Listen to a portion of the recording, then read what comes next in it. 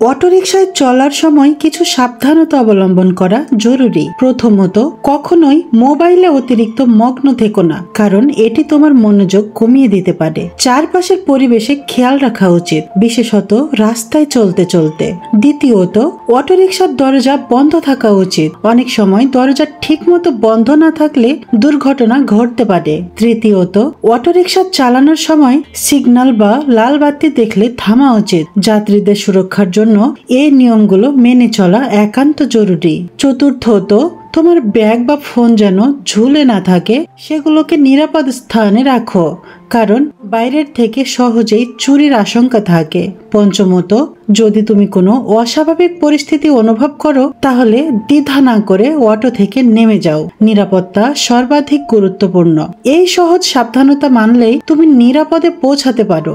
এবং সবচেয়ে গুরুত্বপূর্ণ, অটোরিকশা চালকের আচরণ সন্দেহ হলে সতর্ক হও, নিরাপত্তায় আগে। যদি ভিডিওটি উপকারী মনে হয়ে থাকে তবে বন্ধুদের সাথে শেয়ার করে দাও এবং পরবর্তী এইরকম ইনফরমেটিভ ভিডিও পেতে ফলো করে রাখো।